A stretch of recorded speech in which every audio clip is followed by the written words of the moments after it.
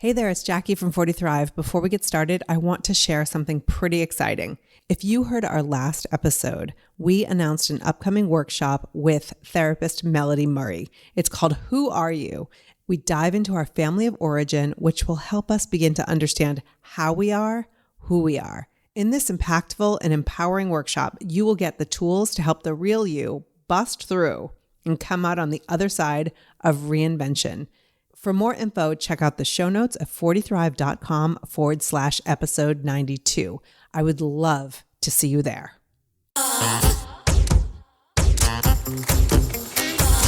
You're listening to the 40 Thrive podcast, the show created for women 40 and beyond, ready to shake things up. And now, your host, Jackie McDougall. Welcome to another episode of 40 Thrive. If you're anything like me and millions of other women in midlife, you may hold on pretty firmly to your memories and the impact that they may have on your actions even today, even if those memories are from decades ago. How many times have you thought, oh, I'm not going to do that because you remember at a time in your 20s when you did something similar and it didn't go so well? Or maybe you don't even care for a person or place or situation because you remember it wasn't your cup of tea 3 years ago. What if I told you those memories that you feel so certain about might actually be wrong? And if you're sitting there like, you don't know what you're talking about, Jackie, because I'm certain I know what happened. I'm telling you right now, you still might be wrong. Dr. Ginger Campbell is the author of Are You Sure? The Unconscious Origins of Certainty. And she's the host of the highly respected podcast Brain Science, which began airing back in 2006. Yes, she was one of the originals. She has a passion for making complex ideas feel so accessible, and she helps scientists share their ideas with people of all backgrounds. Plus, she has a second podcast called Graying Rainbows, where she explores the, quote, messy middle of coming out later in life. We're going to get into that as well. So sit back, grab a cup of whatever you like, and join us for this eye-opening conversation. Real quick, before we do that, did you know that you can become a member of our 40 Thrive Insiders Club?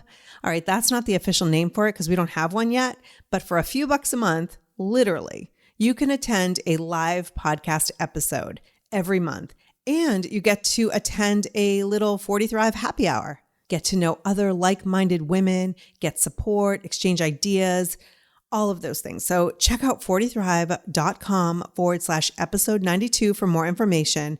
I would love to have you part of this really special opportunity. Okay, that's it from me. Let's hear from Dr. Ginger Campbell.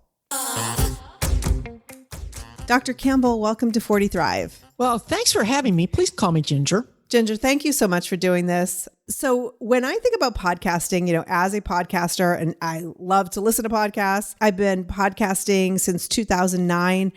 It looks like I was late for the game. You started in 2006.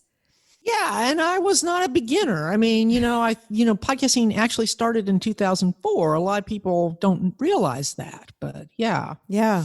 And so you've been doing brain science since then. You also have Graying Rainbows, which we're going to get into today. I love the intersection of what you know, what your expertise is, and who you are and what your personal story is. And you have one podcast for each of those. It's great. Yeah. So which came first? Because I know your book, Are You Sure? The Unconscious Origins of Certainty, which I discussed a little bit in the bio before you got here. Which came first, the book idea or brain science? Brain science. The book is actually based on episode 42, 43, and 96. And how did that evolve from episodes into this book? Another pioneering podcaster, Evo Terra, he wanted to do a course on how to do ebooks. This was when Amazon was first starting the KDP platform. And so I was like a beta tester for his course, and I didn't have time to write a full book at the time. So I asked myself, well, what episodes would make a good book? And that's how the first edition of Are You Sure came about, based on 42 and 43 with Robert Burton. And the reason I picked that material was because I thought that it was really important ideas that could stand alone. You know, a person didn't need a lot of other background. Right. And then when I decided I wanted to expand that into a paperback that people could actually buy more than just an ebook, I decided to add his follow-up interview that was episode 96. And that was the second edition. That's in the second edition, yes. Those are 2 episodes of the hundreds of episodes that you've done. Right. And I think there are a lot of people out there, especially my audience, where a lot of them are looking to write a book or do something big that you didn't let it stop you. You just move forward. But I guess you haven't really let anything stop you in your life, it seems. Well, I don't think I'm going to go there, but yeah, I mean, my problem really is that I have so much material. I could write, more books. Yeah. A lot of people want to write a book so that they can get some credibility in their field. You don't need that. Right. And that's not really an issue for me. So I don't get that out of doing a book. My real reason for writing the book was to try to reach people who don't listen to podcasts.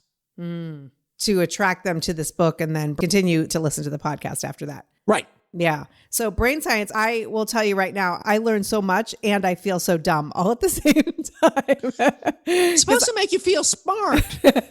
Yes, but neuroscience is a little bit above my expertise, you can imagine. But I'm fascinated with how our brains work and how we think our brains work. And the difference between those 2 things, right? Right. So I want to talk about your book. Are you sure? The Unconscious Origins of Certainty. I have memories in my life, and I see this all the time when I'm working with women. Sometimes we have a story that we're holding on to, and it's actually part of the fiber of our existence. And it's because we remember things in this very specific way. And based on what I have read so far, you're saying that that's a little bit BS. Well, what we've learned about memory is that it's highly unreliable. And the reason is that it's not like a videotape like we imagine. Every time you recall a memory, your brain basically reconstructs that memory. And what happens is you add in new stuff that's happened in between, things you've heard from other people, and it all gets merged into the new version of that memory. And Elizabeth Loftus has shown, and she did this back in the early 90s, how really easy it actually is to install false memories into people. So with all that in mind, you just have to realize that our memories are pretty unreliable. It doesn't have to mean that we don't take them into account, but my biggest thing is don't get into a fight with somebody because they remember an event one way and you another. I mean, I have a sister who's a year younger than me, and sometimes I think we had entirely separate childhoods, right? And it's amazing the differences between our memories. Right. The example that I usually think of, because I was a small child when President Kennedy was assassinated, and I remember spending the weekend watching television, and I have this strong memory of seeing Jack Ruby shoot Lee Harvey Oswald. Now, this happened on live TV. But the thing is, after I read Dr. Burton's work, I realized I might not have actually seen it. I might have just seen a replay and then merged together the fact that I know that it was recorded live. Just to give you an example of how you can have something that you're sure you did that might not be true. And another thing is the emotional impact of the memory is not a guarantee of its accuracy. That's another myth. People think, well, this happened. It was so powerful. I know it's correct. And unfortunately, that's not reliable either. It's true you're more likely to remember things that have emotional impact, but that doesn't mean that your long-term memory of that is going to be more accurate. Right. Why do you think that our memory of that event isn't accurate? Because it's subject to the same adaptations and changes over time. For example, the Challenger disaster, where a scientist actually interviewed people right afterwards and had them write down what they were doing, what they were feeling, etc. And then a couple years later, he talked to them, and only about 25% of them had memories that really matched what they had originally written down. And there was even this guy who looked at his own handwriting and said, I know that's what I wrote, but what I remember now is what happened. That's interesting. One of the striking importances of this is it means that eyewitness testimony may not be as reliable as we think. And I kind of think, based on what I know now, that what they ought to do when something happens is interview everybody right away, record it, and then never talk to them again. Because as soon as they start talking to each other, their stories change. Right. And that's not because they're bad. It's just that's the way memory works. Right. So let's go back to that guy you mentioned who saw his own handwriting. He knows that he wrote it, and it was closer to the event that actually happened.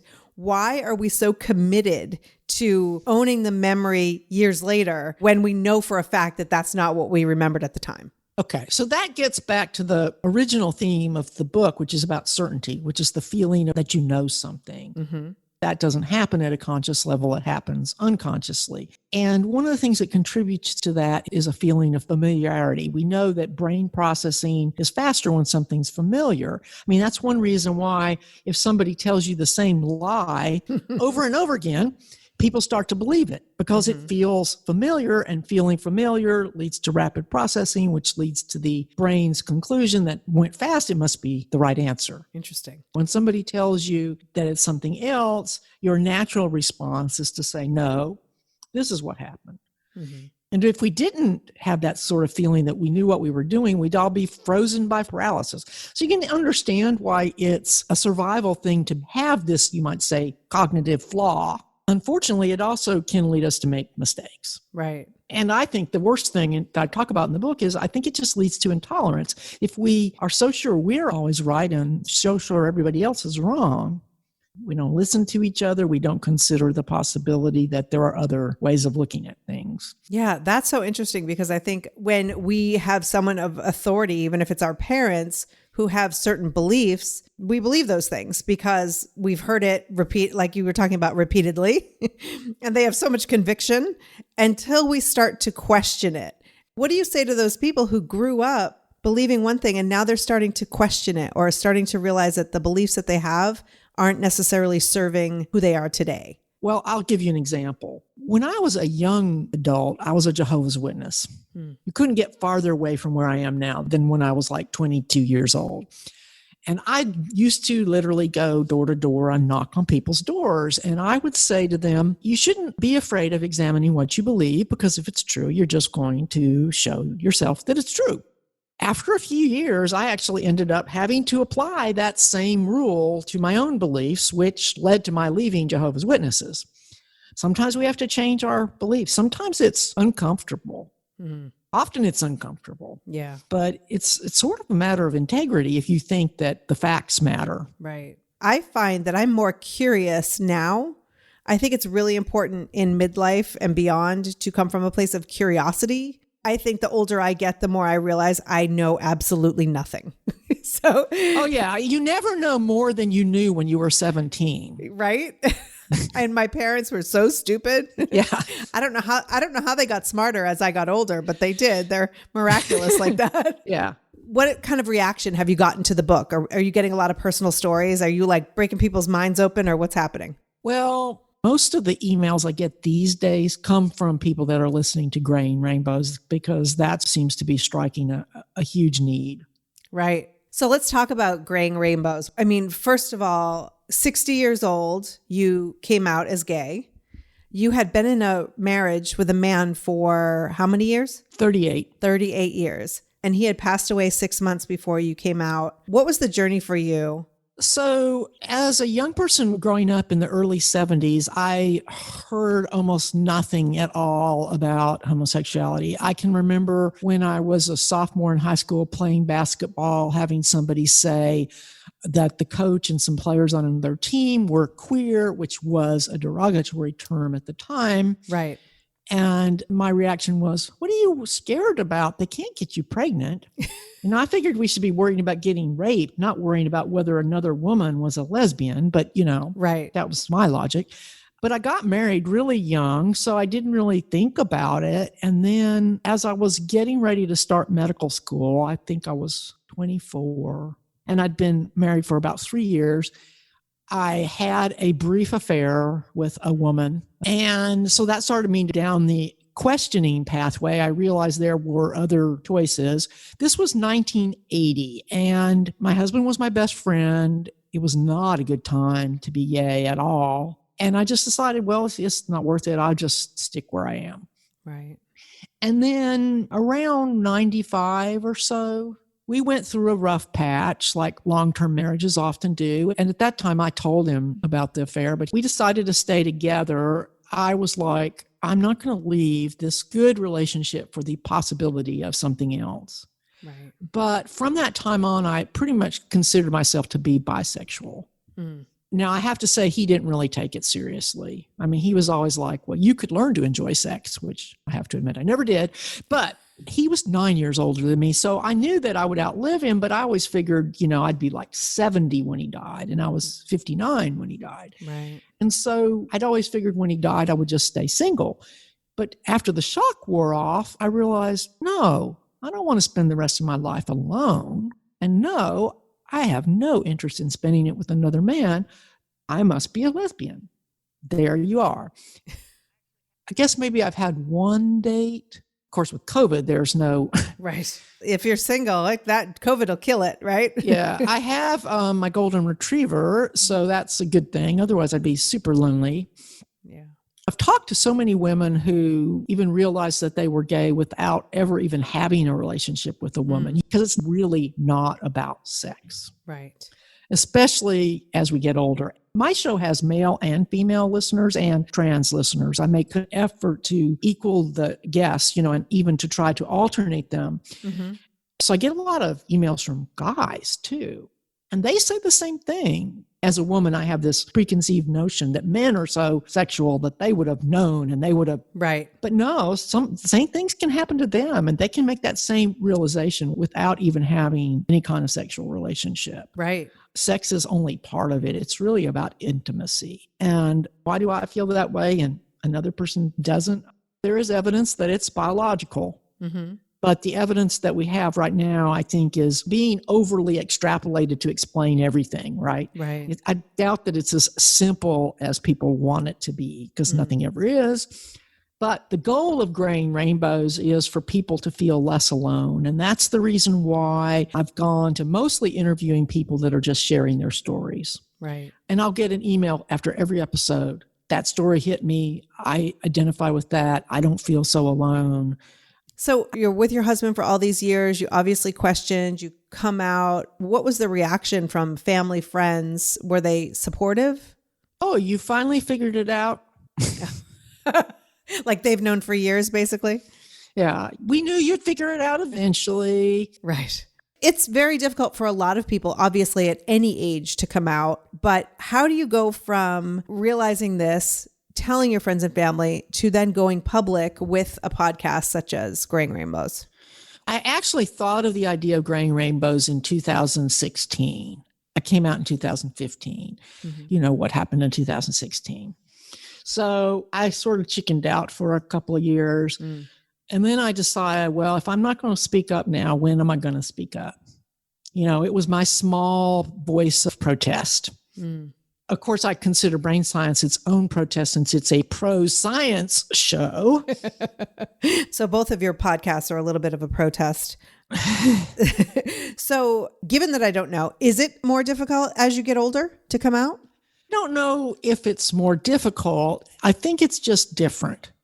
The challenges are different. And that's the reason why I started Graying Rainbows, which is for coming out LGBT plus later in life, because I think the challenges are different. When you're a young person, it's part of figuring out who you are.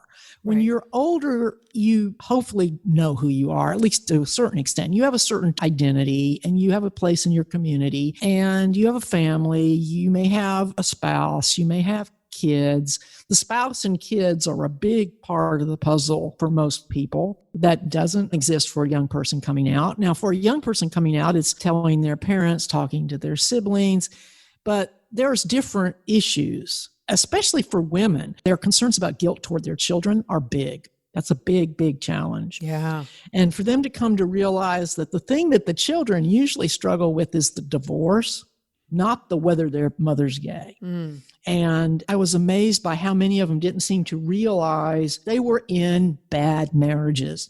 Their marriage was bad, separate from whether or not they were gay. And on the other hand, now I've talked to quite a few people who are in good marriages. Mm.